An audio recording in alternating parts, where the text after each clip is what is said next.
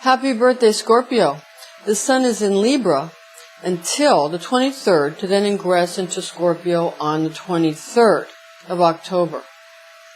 Mars is direct in Virgo, and that's going to affect your 11th house, friends and reputation. There's going to be a lot of nitpicking, so get ready for that. Also, Pluto is direct in Capricorn, and that affects your 3rd house. And that's going to affect your 3rd house in such a way that's communication, transportation, that has to do with being practical, really, and about the status, like what kind of car do you drive, that kind of thing. Okay? Now, let's see how your ruling planets of Mars and Pluto affect you this month, Scorpio. I'm Pastor Rosemary, the Astrology Angel. Thank you for joining us. This is an angelic horoscope transmission from your Archangel Gabriel, who rules over all the water signs, and your specific Scorpio angel Barchiel, who rules over your fixed water nature. And these are his messages for you in love, money, and health. Okay, first we're going to get to the love part of your transmission from Barchiel and the Archangel Gabriel. Love is going to be defined this month by people sharing secrets. Again, we've got to get this sort of through to you, Scorpio, that people are happy to communicate with you, but you need to allow them to. Because there's a tendency for Scorpio to want to get information about other people, or give information, or, give generously. You actually are a very generous friend. But when another person needs to communicate with you about something, you're often difficult to communicate with, simply because of your protective nature. But you are generous. So just understand that if you allow a little bit more communication, so you can understand how somebody else might be feeling, then you won't have so many misunderstandings in your relationships. That'll be important this month. Okay, now on the 12th, there is a new moon in Libra. And this is going to take the focus off fairness issues. It doesn't mean that fairness is never going to be an issue again. It just means the light will not be shown on fairness so much at that time. And people getting into sort of playing favorites will be what people will engage in at that time. And so, a little before and a little after this new moon in Libra event. This is kind of the first half of the month of October will be affected by that. As we get into the second half of the month, then the full moon on the 27th in Taurus, which has to do with stability in relationships and in your emotions because of the moon's effect. The light will be shown on what people have. So the moon will illuminate the friendships you have, the family relationships you have, the love relationships you have, and it'll be a little bit more about stability. And if favorites are being played the first part of the month because of the new moon in Libra, then the full moon in Taurus will accentuate why. Maybe because of what people have. And just having money isn't the only point, or having possessions. Sometimes it's the relationships that people have, the good friendships that people have, the stable families that people have. These kind of things. Because they might lack in one area, but they have in another area. So everybody will be sort of showing what it is they have in whatever area they feel the most stable. Not necessarily where they feel, the most confident, but more where they feel the most stable. There's a slight difference. Okay, now regarding money, get ready to cross your T's and dot your I's with these particular planetary and lunar events going on, especially highlighting Mars direct in Virgo and Pluto direct in Capricorn, and with these particular full moons, basically, again, a lot of nitpicking. We need this specific thing to be done before we can proceed. Why might somebody engage in nitpicking when it comes to, especially in the financial arena? That's really because people want to feel safe, obviously. So the more important something is, the more safe people need to feel. And if they feel that, all the T's are crossed and all the I's have a dot on top, then people can feel a little more relaxed, and people can feel a little bit more safe, and people can then, spend their money a little easier, because it's getting more and more to the point where everybody wants to sell and nobody wants to buy. And if nobody wants to buy what people are trying to sell, then they have a standstill in the economy. So for things to move forward in the economy, people have to be ready to buy, and they're only going to buy when they feel safe. So the more someone is willing to be precise, and the more people are willing to go ahead and meet those requirements, then of course things begin to move forward. So get ready for that in October. Regarding Barchiel's health transmission, and from your guardian angel Gabriel. Gabriel has made his presence known back in September already. So Gabriel's really trying to make his presence known to the people of Earth, that he's here. Okay? Gabriel's very strong right now.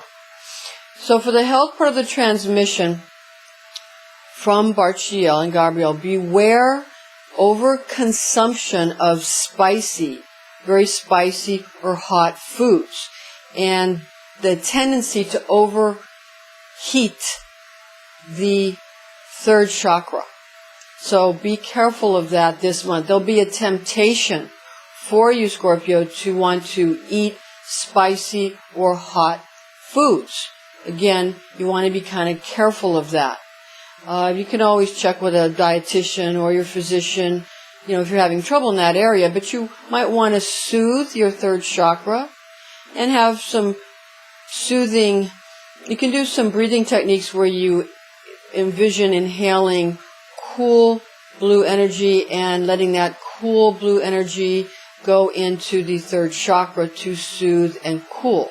Okay, Scorpio, so this is how you can also bring some energy into the body through the root chakra and from the earth, which is terrestrial earth.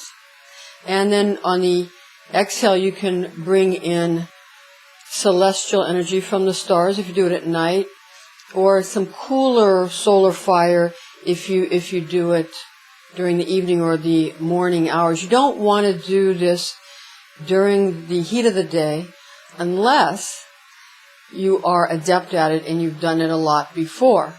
So we're experts in this type of breathing, but again, if you're not an expert in it, you don't want to do it during the heat of the day when solar fire is at its peak. You want to do it in the lesser hours, in evening or morning, when the solar fire is going down or rising. And you also can use it at night when there's celestial fire from the stars. So what you do is you breathe in through your root chakra from the terrestrial fire of earth, and that's how we come into being. When we breathe in, when we're born, we breathe in and we breathe in terrestrial fire. And then when we breathe out, we exhale, we empty ourselves of our ego, and that's the last thing you do before you leave this plane of existence. And the ego completely goes, and the fire from either the celestial fire from the stars or the solar fire from the sun will come in through the crown chakra. So inhale from the earth, terrestrial fire, and then exhale, and you can bring in celestial or solar fire. But again, don't utilize this during the heat of the day if you're not used to it. It's a certain breathing alchemy technique that's very energizing, and it's very, very helpful. Because people often think that one has to inhale to pull in energy from celestial fire or solar fire. Nothing could be further from the truth. One has to empty the self of the ego in order to allow those higher heavenly energies to come into the body. And then, of course, when you inhale, you're bringing in the power of that which gave birth to you, which is the earth, the Mother Earth, yeah?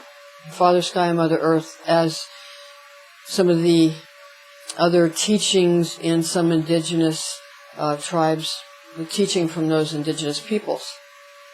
All right. So, again, if you want to soothe the third chakra, when you pull in the energy of terrestrial fire, you can have it, rather than be a hot fire, you can turn it into a blue flame in the solar plexus, and that will help. That will help quite a bit to soothe that solar plexus, that third chakra. And chakra work can be dangerous, so if you're having, we're an expert in chakra work, but if you're having physical problems, of course, check with your physician. All right, now we're going to get into the afterglow, into the planetary formula, and we'll again go over some of the astrological and cosmological events for this month that we want to highlight for you. But what we want to give to you for the planetary formula this month is on October 16th, there is a Mars in Virgo trine Pluto in Capricorn. And that equation gives us intensely assertive disciplines, and superficial analysis demands precision in any endeavor that influences status and honor. So basically, why do people want so much perfection and precision and nitpicking and yada, yada, yada? Of course, that's because they want status and they want honor, and that's a shallow thing, yes, a lot of the time, but sometimes it's important. And dignity is important. Allow people their honor. For goodness sakes, allow people their honor. And then we can get beyond that, and because dignity needs to be maintained. So just if you show people that you're willing to give them their honor and allow them their status, then people will begin to trust you. And that's it's a good lesson to learn on this particular October 16th, 2015, with this Mars in Virgo trine Pluto in Capricorn formula that's going on. Again, that's a little Rosicrucian Kabbalistic formula. All right, now remember the Sun will ingress out of it'll go ingress means enter into, but it will ingress into Scorpio out of Libra. It will leave Libra and ingress into Scorpio on the 23rd. So be aware of that. And also, we have Mars direct in Virgo, affecting your 11th house. And that's your 11th house of friends, reputation, a lot of nitpicking. Pluto direct in Capricorn, affecting your 3rd house of communication, transportation, just transportation and communication will be affected by the Pluto direct in Capricorn facet. All right. Just the full moon is on the 27th in Taurus, the new moon on the 12th in Libra. All right. Thank you for joining us, Scorpio. This is your angelic horoscope transmission from your Archangel Gabriel and your specific Scorpio angel Barchiel, who rules over your fixed water nature. I'm Pastor Rose, an astrology angel. Thanks for joining us, and join us again next month.